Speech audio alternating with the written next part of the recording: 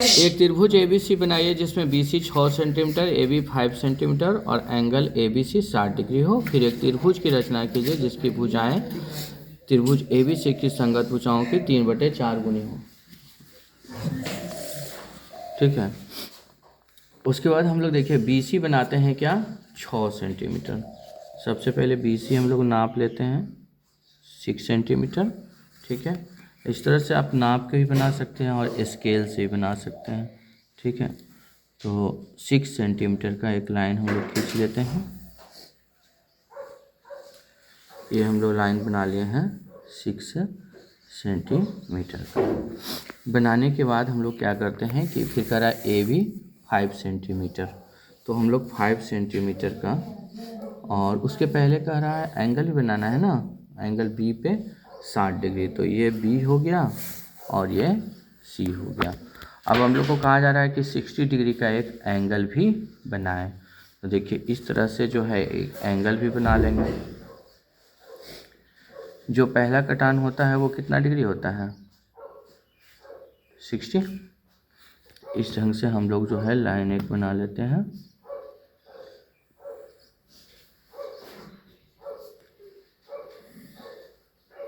बन गया 60 डिग्री का एंगल।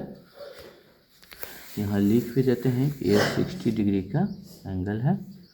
और उसके बाद क्या करेंगे कि उसके बाद करा AB 5 सेंटीमीटर। तो हम लोग 5 सेंटीमीटर नाप लेते हैं इस पर। ये है 5 सेंटीमीटर और यहाँ से हम लोग ऐसे करके कट कर दिए 5 सेंटीमीटर पे। ठीक है। ये हमारा हो गया AB 5 सेंटीमीटर। फिर यहाँ से हम लोग इस तरह से इसको मिला देते हैं। ठीक है।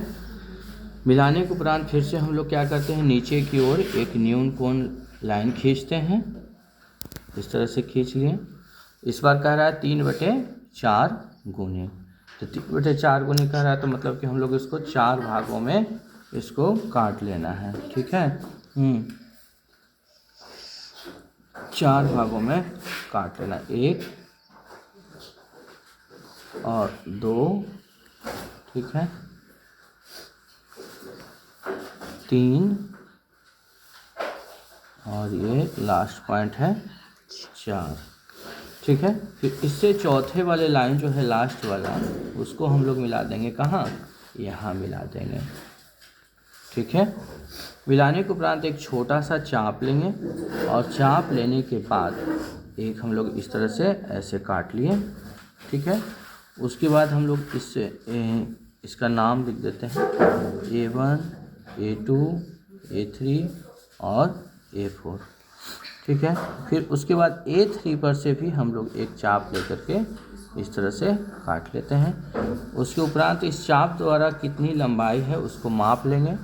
मापने के बाद फिर हम यहाँ रख कर फिर से इस तरह से काट लिए। और काटने के बाद A3 लाइन से जो है हम लोग इस BC वाले लाइन में हम लोग मिला देंगे। ठीक है। फिर उसके बाद पुनः प्रक्रिया वही दोहराएंगे। यहाँ फिर से एक चाप लेंगे, चाप लेने के बाद यहाँ एक बार काटेंगे, फिर इस लाइन पर से एक बार रख करके हम लोग इस तरह से काट लेंगे। उसके उपरांत इसको हम लोग माप लेंगे कि इसकी लंबाई कितनी है।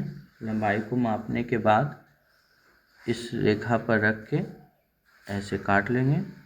काटने के बाद हम लोग फिर इस बिंदु से यहाँ मिला देंगे।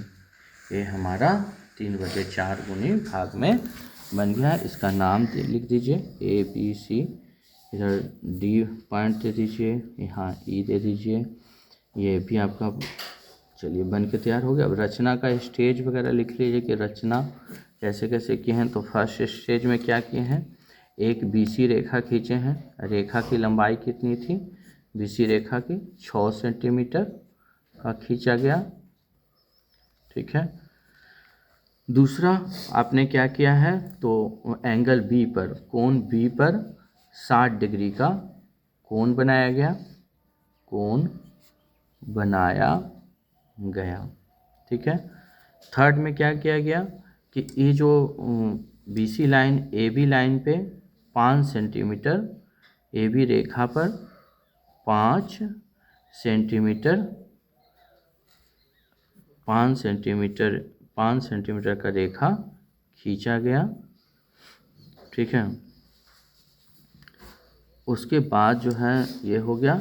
और उसके उपरांत क्या करेंगे कि हम लोग नीचे की ओर एक न्यून कोण खींचेंगे। न्यून कोण नीचे की ओर खींचा गया, नीचे की ओर खींचा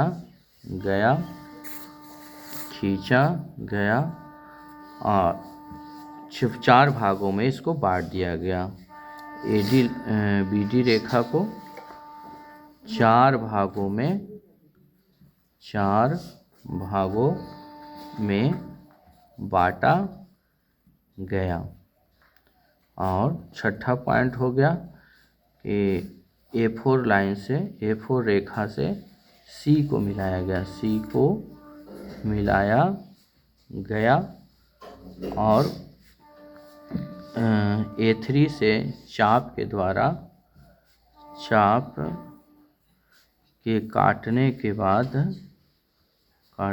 बाद E पर मिलाया गया। E पर मिलाया गया।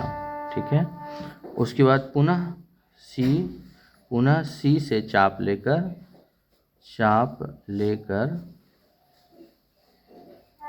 E पर कटने पर F रेखा खींचा गया।